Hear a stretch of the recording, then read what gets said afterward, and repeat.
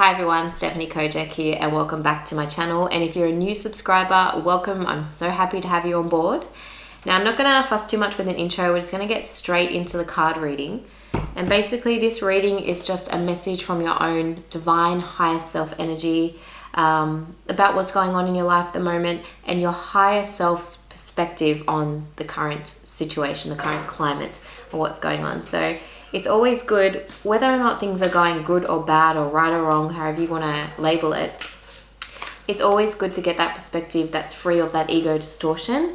And yeah, as we do that, it's really, really important for you to drop out of your head and move down into the body and down into the area of the heart to allow and give full permission for that wisdom to come through. So as I'm shuffling, as I'm gathering the cards and putting them into piles, I want you really just to be during this process and not overthink, not put any labels and distortions or anything onto the wisdom that's coming from your own higher self. Just put your hand on your heart, set the intention to choose the pile that has guidance, that has wisdom, that has intelligence for you and that you can go forth and apply. So I'm getting guided just to one card. Really, really simple. I might pull another one if it feels needed. So I'm just going to put those 3 piles right there. And like I said, just breathe, drop down into the body, ask the intelligence system or the cells within you, which one is for you. Okay, so I'm going to call this one number 1, number 2, and number 3. So we're just going to start with number 1, nice and simple. Okay, you have take risk. Hopefully you can see that. And yeah, basically there's a situation in your life at the moment that is presenting you with options. Maybe 2 options, maybe 3 options, doesn't really matter. One option feels safe and secure. One feels like it's out of your comfort zone and it scares the shit out of you. Your higher guidance, your higher self energy is encouraging you through this card to take the risk. There is no growth in your comfort zone. And when you are presented with a choice, you feel like perhaps you're not going to have all the skills required. You're not going to have all the connections required. You're not going to be able to know what step to take or how to do it. Trust that the divine forces who are guiding you and have guided you to this video and to this card are always taking care of you. Your higher self is saying, and your guides in particular are saying, each step that you take will be secure, firm, and sturdy. And they are really reiterating that point. They will ensure that everywhere that you choose to place your foot one step in front of the other, when you do take the risk and you choose the option that puts you out of your comfort zone, they will be right there to firmly plant each foot as you move forward. And I don't know if you can see, it's a little bit challenging to see, but you've got the yak image coming through here in the gold, and you know how they're able to like defy all odds and go up the mountain edge and take each step, and it looks like there's no chance in hell that that body of that animal is created to like scale mountains, but they do, and they do it with skill and they do it with precision. So don't worry about outside appearances and how you may label yourself and how you may think that you're not qualified or capable, because you are fully qualified and capable when surrender. And surrendering comes from taking that risk and taking that choice. And divine forces will fully move in to support and uplift you and make each step sturdy on your path. So don't be afraid. Be courageous, be bold and be brave and take that risk. That's what your higher self is saying. There is gold awaiting you beyond measure, beyond what you can comprehend right now. The feelings of doubt and unworthiness and imposter syndrome and all that are just beliefs based on past experiences. There's not just because you believe something or think it doesn't mean it's true.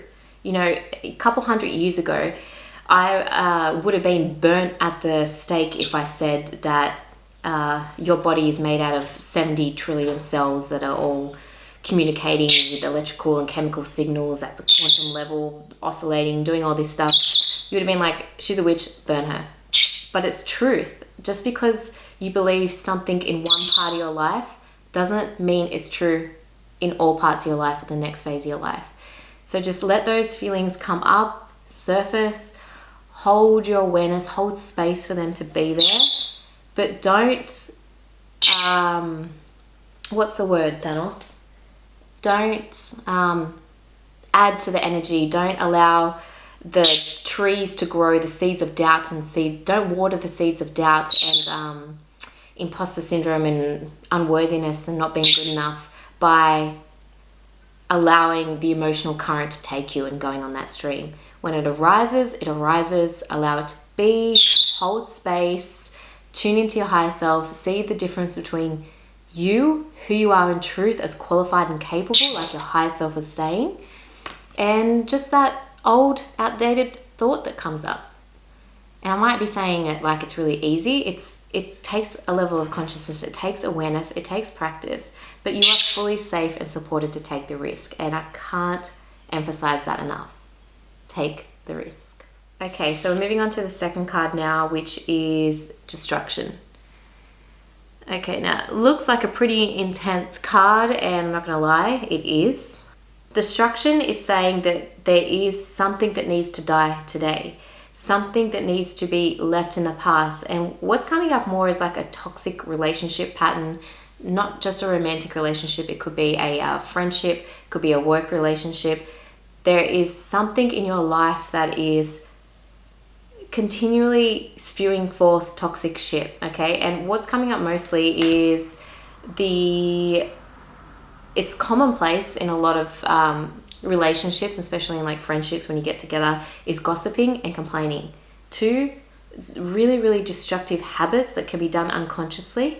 And you know, gossip is sort of like a way that we connect with the people around us and, you know, tell each other that I'm like you, I'm on your side, we're together, we think the same, we feel the same, all that stuff. Same with complaining. You know, it's so often so easy to you say to someone, hey, how's your day? And they go, oh, I'm so busy. Oh, I have to do this. Oh, I have to look after this person. Oh, I have to go shopping today and I'm busy and I got to go to work. And just complaining and gossiping are the two things that come up here. And, you know, it can be a tough pill to swallow to really look at yourself and be like, oh shit, I am that person. I do gossip. I do judge. I do whinge. I do complain. Most of us do it. I've been guilty of it so much and I still catch myself doing it. But oftentimes it's when I'm in groups where the people, that's normal to them. That's their pattern of social interaction, to gossip, to complain. So really have a look at the relationships that you're in, and if they are constantly toxic and when you're there you can't have enough awareness and enough presence not to fall into those patterns, which does take a very high level of consciousness when everyone's doing it, then there needs to be something, it needs to be let go. It needs to be destroyed. The destruction of those patterns of gossip and complaining or judging or whinging. This isn't something that's easy to see. It can bring up, like, the ego can start to defend or justify and sort of explain why we do what we do. Really see if you can drop down into your heart. And to me, the owl is such a wise creature, such a high vibrational frequency. To me, it's representing the eyes of the heart, the eyes of the soul, and not seeing things through the eyes of, you know, our mind and our ego. This is not about, oh, all my friends gossip and judge and complain, so I'm the better person, so I need to distance myself. It's not about then doing the same thing and just judging and complaining about your friends rather than judging and complaining with them. It's really taking a look honestly at yourself, noticing over the next few weeks how often you do it, how it makes you feel. The words that you say are so powerful. You either bless people or you curse people with your words, whether or not they are there. And you don't just bless and curse or curse them, you also do the same thing to yourselves. You know, you're like, I don't know, at the quantum level, some stupid amount of like water, 60, 70, 80, 90, I don't know, we're a whole lot of water. And water has been shown in scientific laboratories all over the world to respond to words. And, if you write love on a bottle of water, or you speak love, or you intend love into the water, their molecules get structured into beautiful crystalline shapes, look like perfect snowflakes. Or if you say, I hate you to water, or put the word hate on water, the molecules form into like blobs, and it looks toxic. It literally looks toxic. And if that's what words or writing can do to a bottle of water, well, we're water. What is it doing to ourselves? So it's not just about hurting other people, we're also hurting ourselves. And yeah, destruction card comes up to open your eyes, see and acknowledge how often you're doing it, how it feels, how it's impacting your energy levels, your thoughts, your vibration, and play around with it. See if you can stop for a while, and then see the result of that. And I can guarantee your energy levels will be higher, your thoughts are purer, your creativity is stronger, your connection to your own intuition is stronger, people respond to you differently, and life and events around you begin to respond to whether or not you're blessing and cursing yourself and the people around you. So really, really strong message. Maybe a little bit one that's hard to swallow, but all the best ones are. So, all right, now moving on to card number 3, which is transmute. And it has a beautiful little bee on it. This card is saying that you have the ability to take dense energy, dense, low vibrational thoughts that are out there being directed towards you or being directed around, doesn't really matter, and transmute it. Okay, and what's coming up to me is the energy of the violet flame. One of the most powerful energies that we can invoke to totally cleanse, release, clear, and transmute these low vibrational energies, fears and doubts, and worry and all that stuff that we go through. So a lot of the time, especially when, I just love this one. A lot of the time when we go about our day, we can drop into a level of unconsciousness, and we can just get caught up in the world and mass consciousness and all that stuff, and we scroll through our screens and we absorb a whole lot of shit. You have the ability, if you do the work, to transmute this energy rather than reflect it back. So you're absorbing it and, transmuting it through the energy of the violet flame. The violet flame meditation is on my channel. It was not created by me, it was by Mike Curley. He has gifted me with the opportunity to create this meditation for you, and it's really, really powerful. The violet flame, it gets called in. All you have to do is, just spend 10-15 minutes with your earphones on, listening to the words, calling in the violet flame, and allowing it to transmute and do the work. So any low vibrational energies, entities, thoughts, emotions that are in you physically or, in your subtle body energy, etheric fields, will be transmuted when you do this work. I recommend, doing it as often as possible, especially, at the end of the day, at night before you go to sleep, just to clear, cleanse, and transmute any energies that may have been picked up. There are a couple of other meditations on my channel. Psychic clearing and protection with Archangel Michael is a really powerful one. If you are inclined to work with angels a little bit more, it really just depends on your, preferences in regards to the type of meditation you do.